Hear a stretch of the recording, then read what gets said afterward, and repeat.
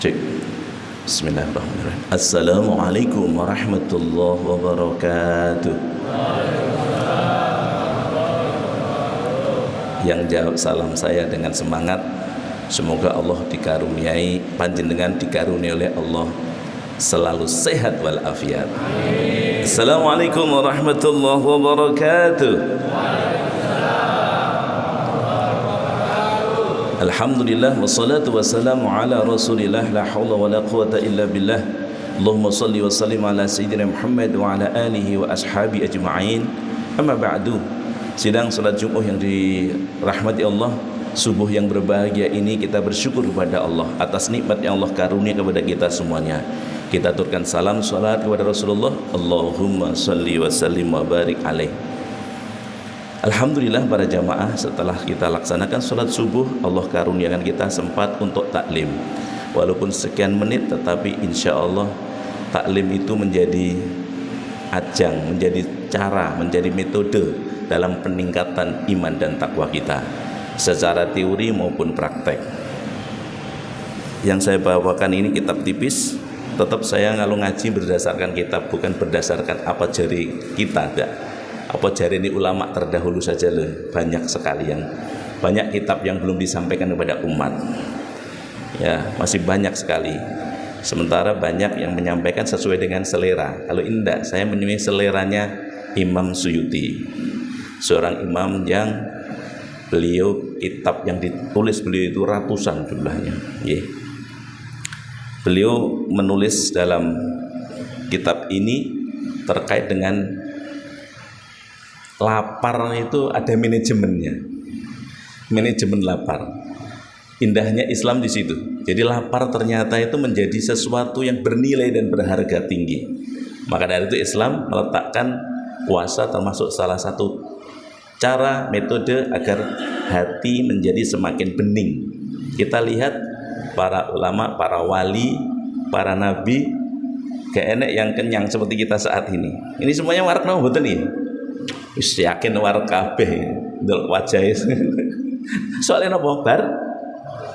Bar sahur. Nek bar sahur cepet luwe itu kebangetan ya. Bapak Ibu yang dirahmati Allah Subhanahu wa taala, Kanjeng Nabi Muhammad sallallahu alaihi wasallam bersabda, "Thalathatun turithu qaswatal qalbi." Ada 3 yang menjadikan hati itu menjadi membatu, keras, menjadi keras. Kalau keras dalam kebaikan it's okay, baik. Tapi kalau kerasnya itu ndablek, bahasa Inggrisnya begitu. Ini diadzani yura teko. Waktu nis bulan puasa, hari ke-1 belum puasa, kedua belum puasa, hari ke-5 belum puasa, sampai hari ini belum mulai puasa. Dan itu orangnya nggak hadir insyaallah di sini. Nggak hadir ya. Dan gitu hebatnya, dia ikut berhari raya. Lucu. Orang poso ikut berhari raya. Tapi tidak apa-apa, tetap KTP ini Islam. Itu juga menguntungkan. Masih penting itu. Ya. Walaupun demikian kalau dia nampak Nabi Muhammad diinjak-injak, wah dia maju yang pertama. Semoga Allah karuniakan kekuatan hidayah supaya ikuti Ramadan dengan sebaik-baiknya. Nah, kata Nabi ada 3 yang menjadikan hati itu menjadi keras, membatu. Yang pertama, hubbun naum, cinta tidur, seneng turu. Yang kedua, hubbur rohah, senengnya nganggur. Nganggur. Yang ketiga, wa hubbul akli, seneng mangan. Kuliner terus. Kuliner, tapi kuliner itu juga penting.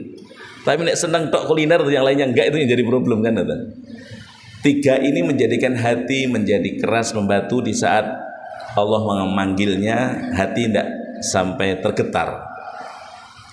Apalagi kalau kita melihat teman-teman kita yang di Palestina sudah dalam keadaan puasa seperti ini, mau untuk buka puasa nggak ada, untuk sahur nggak ada, itu pasti perih perutnya. Lah perih dan betul-betul kondisi lapar seperti itu, mentok. Sampai Rasulullah SAW menyampaikan lapar, alju', lapar itu termasuk dari kuncinya miftahul ibadah, kuncinya ibadah. Jadi ibadah dalam keadaan lapar itu mentok, ketemunya dengan Allah, ruh kita dengan Allah itu jeritnya keras. Berbeda kalau kita dalam keadaan kenyang. Jeritnya sing keras apa? Mulutnya. Tapi kalau dalam keadaan lapar, yang jerit keras adalah batinnya, qalbunya. Wa qala sallallahu alaihi wasallam, Kanjeng Nabi dawuh, man sabi'a fid dunya ja'a yaumal qiyamah wa man ja'a fid dunya sabi'a yaumal qiyamah. Barang siapa yang di dunia ini kenyang, maka di akhirat nanti akan lapar. Barang siapa yang di dunia ini lapar, di akhirat nanti akan kenyang. Kenapa? Masuk surga. Banyak kekenyangan yang bisa dicapai, yang dilakukan. Nah, jadi berlapar-lapar kita di bulan Ramadan itu ada manajemennya, ada fadilahnya, ada manfaat besar bagi kita semuanya, baik itu kehidupan dunia maupun kehidupan akhirat. Wa qala sallallahu alaihi wasallam, wa man akala fawqas sab' wa man akala fawqas sib'i faqad akala al-haram. Barang siapa yang mangane kewareken. Tapi mboten enten sing kewareken sakniki ya. Sing kewareken biasanya waktu buka ya, sampai telek-telek waktune ngimami Allahu Akbar. Karena kewareken. Masyaallah. Nah, kata Rasulullah, kalau sampai kewareken telek-telek itu nyampe kepada hukumnya haram. Padahal makannya sebetulnya makanan yang halal tapi menjadi hukum haram. Kenapa? Kewareken. Ya kalau begitu bagaimana? Ya coba warek-warek. Yang penting sudah bisa buka, bisa sahur dalam keadaan nyaman. Wa qala sallallahu alaihi wasallam, sayyidul amal al-ju'. Bosnya amal, kita seseorang kalau sudah lapar, kalau orang sudah lapar perutnya, itu yang namanya pisau jadi celurit bisa, karena lapar tadi, keberaniannya muncul. Coba kita lihat perang-perang di zaman Rasulullah, rata-rata ya bulan Ramadan, tapi malah menang. Karena itu al-ju' sayyidul amal, bahwa lapar itu menjadi yang mengomando, yang mengamandonya action. Jadi yang actionnya, amalnya, karyanya, kreasinya itu karena lapar. Kalau kita lihat para wali nggak ada yang selalu kenyang, pasti banyak laparnya. Orang-orang yang sakti ya mesti oke luwe nih. Termasuk kita kan banyak laparnya ya. Ntar lagi setelah jam 9, jam 10 kan mulai lapar. Nah, nanti sakti semua nanti. Apa? Iso ngilang nggak iso balik. Ngilang dari bulan Ramadan tapi insya Allah berlanjut warak lagi insya Allah. Wa qala sallallahu alaihi wasallam, Kanjeng Nabi dawuh, ahyu qulubakum bi qillati dhahki wa qillati sib'i, dan hidupkanlah hatimu ya. Jadi menghidupkan hati itu ada metodenya. Ngendikan Nabi bagaimana caranya? Ahyu qulubakum, hidupkan hatimu bi qillati dhahki, dengan menyedikitkan tertawa terbahak-bahak. Ya, jadi di mana-mana ada stand up komedi, tapi Rasulullah tidak gitu, bukan stand up komedi, justru menyedikitkan tertawa terbahak-bahak. Kalau tersenyum boleh, tertawa terbahak-bahak sampai lali kabeh gitu. Kemudian kata Rasulullah, wa tahhiruha bil ju', dan sucikanlah kalau sudah tertawa terbahak-bahak, sudah kandung terlanjur, maka sucikan kolbu kalian bil ju' dengan lapar. Kata Rasulullah, hasilnya apa? Tasifu wa tariqo. Tasifu, maka panjenengan, hati panjenengan akan jadi bening, wa tariqo, akan celing, akan landep, hatinya landep. Orang-orang hatinya landep pasti orang yang ahli tirakat luwe. Wa qala sallallahu alaihi wasallam, Kanjeng Nabi dawuh, aqrabukum minni yaumal qiyamah aktsarukum ju'an. Sedekat-dekat kalian nanti pada hari kiamat, pada hari akhir, dengan Rasulullah SAW, mereka yang paling banyak laparnya, yang paling pengen dekat kepada Rasulullah, paling banyak laparnya. Alhamdulillah, insya Allah selama 1 bulan kita lapar. Tapi ingat, lapar kita itu rata-rata menurut ilmu kesehatan, insya Allah setelah kita tidak makan 12 jam, itu lapar itu baru mulai. Jadi kalau jam 10, jam 11 itu belum lapar. Itu lapar fisik. Tentunya lapar yang sesungguhnya adalah setelah kita tidak makan dan minum setelah 12 jam. Berarti mulai jam 4 lah. 5, 6, 7, 8, 9, 10, 11. Nah, 12, 13, 14, 10 kan? 15, 16, jam 4. Nah, jam 4 itu dalam ilmu kesehatan muncullah autopagi. Muncul kekebalan tubuh yang hebat. Dan sel-sel yang tua akan dimakan oleh yang muda supaya yang tua tadi tidak bermasalah. Jadi dalam ilmu Jawa, cara supaya mempunyai ilmu penganoman supaya awet muda itu anti aging adalah puasa. Setelah berlakunya 12 jam baru di situ dinyatakan adalah lapar. Wa qala sallallahu alaihi wasallam, man katsura ta'amuhu katsura adzabuh.